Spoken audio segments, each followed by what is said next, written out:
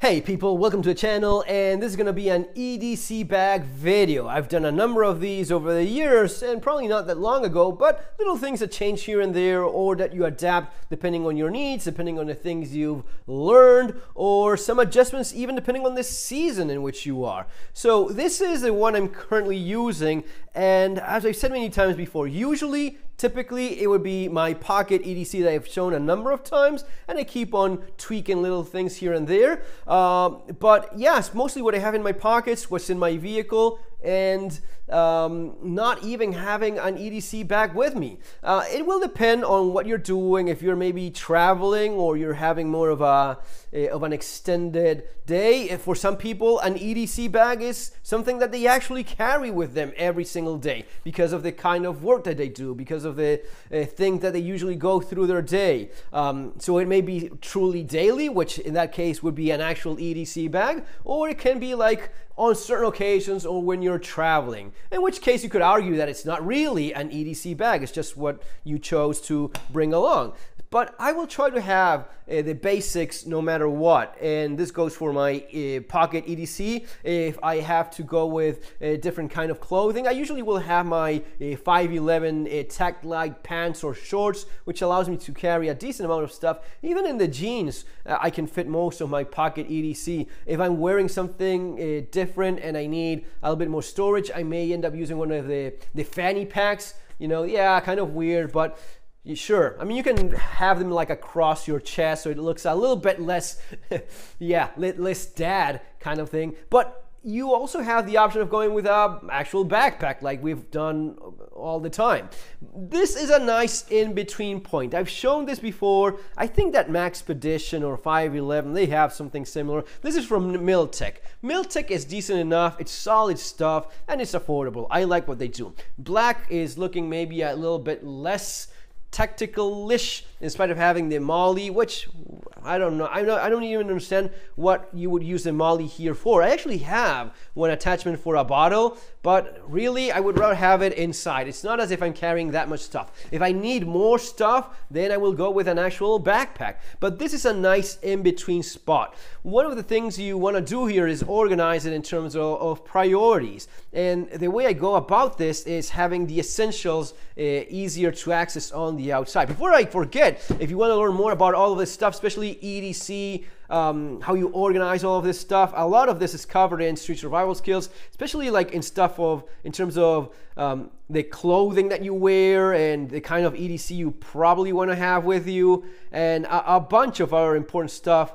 That's all covered, even things like clothing, shoes, what you wear and why, and the logic behind all of that, Street Survival Skills, and a bunch of other important topics, as well as surviving the economic collapse. Both of these available in the links below in Amazon. So you want to have an ease of access for things that are more of a priority. And I have two pockets on the outside. Now the one on top, here I will have flashlight. The flashlight, I think, is one of the most essential things. I mean, this is part of your pocket EDC probably, at least it is for me. It is something that I have in my keychain. So I have a flashlight in my keychain and a proper flashlight here. Now, this is a very nice one. This is the Petzl Tactica Plus. Great flashlight. If there's an emergency, you can't do much better than this. This has a lot of lumens. It's quite throwy as well, and you have different modes and the red light. Great flashlight. I have some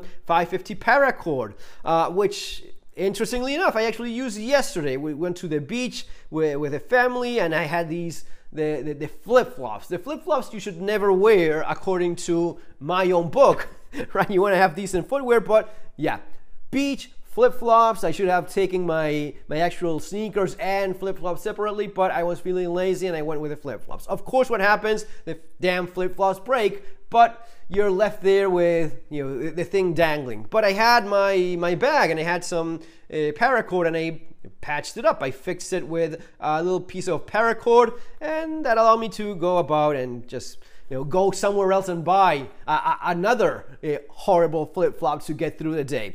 Anyway, this is something that can be useful, and as I'm explaining, it actually came in handy and was, I don't think there was a whole lot I could have done. I think I'm not even sure if I had my lighter on me or not. Actually, I don't know if I forgot to mention it in the previous video and they went in Spanish, but this is something that should be in your bag as well. And I don't know if it's that much of a main priority, because immediately needing fire could be, but in this case I have it wrapped with some gaffer's tape, not paracord, gaffer's tape. But I also have duct tape in there. That's the orange stuff that you see there. That is duct tape. So I have both kind of tapes depending on what I need. The one for most little quick repairs, gaffer's tape, is usually better, and it gives it a much more tactile feel to it, which I like. So lighter, duct tape, paracord, keys, and the keys, quick access for convenience, and the flashlight. Now,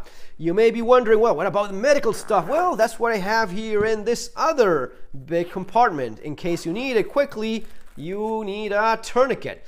You can you have paracord. You could improvise a tourniquet. Yes and no. I don't know if you tried doing a tourniquet, but it can be done. It's not nearly as easy, and this works a lot better. If you have to stop someone from bleeding out, this is much better than improvising with a belt, with a shirt, or with paracord. This is a proper tourniquet, and it works much better. I have some of the the solution, sterilized solution for cleaning eyes or wounds or anything like that, disinfectant, a quick clot, and some Kleenex, and a tiny, super little mini first aid kit with Band-Aids, ibuprofen, and aspirin. Aspirin is essential. A lot of people don't have aspirin. They think, oh, there's better alternatives. No.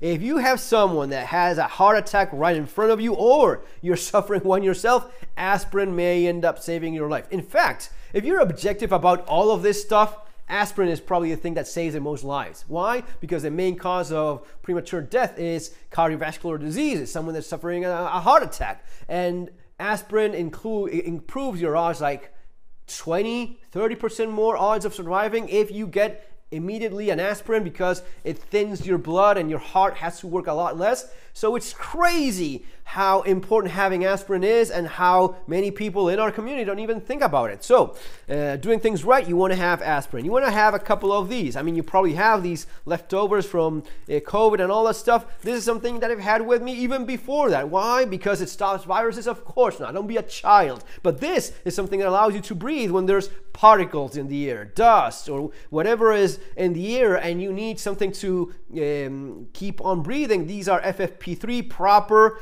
FFP3 respirators. That is a lot better. I mean, the surgical masks are for dentists and people that are freaking surgeons. This is what you need when you have to filter some of those particles in the air. It takes no space whatsoever, and it may end up being super handy. On the other pocket, I have some Fisherman Friend, which are nice little mints. So yeah, that's kind of it on the outside. And on the inside, I have bottle of water, which often gets replaced with a much bigger, well, not maybe not so much bigger, but yeah, significantly bigger bottle of water, depending on how much water I need. Again, some more Kleenex, a hard candy, just in case.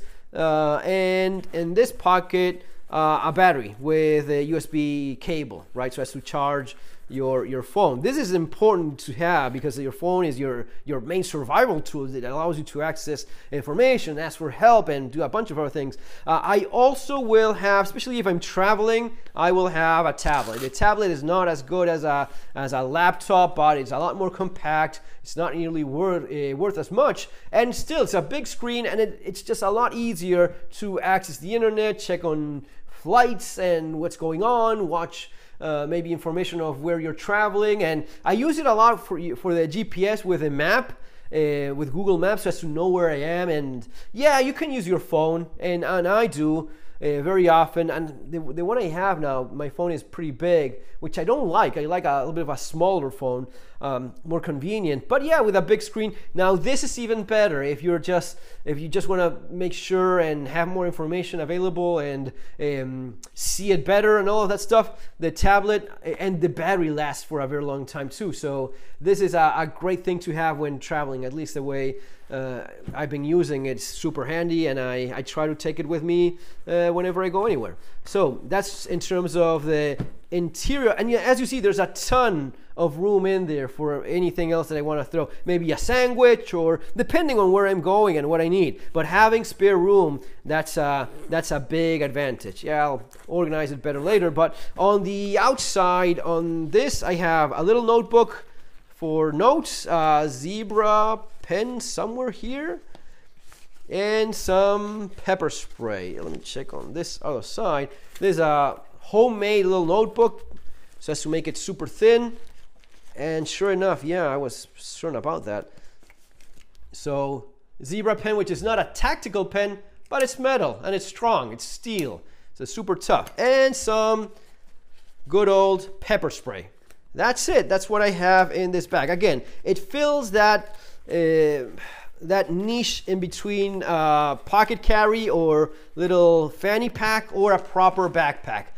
I don't use much backpacks these days unless I actually need it, but this is that Goldilocks in between spot for me. Now, little things that you may change depending on what you need. Usually if I'm traveling a little bit further away, I will try to have a couple of these or maybe more, so as to have each family member, you know, if there's an emergency and you cannot get in contact using your cell phone because of whatever reason, these are tiny, you don't use them for playing or just screwing around. You only turn them on if someone got lost and you need to contact someone during an emergency. So super small, yet Motorola. These are good stuff. These are not toys. These are very good.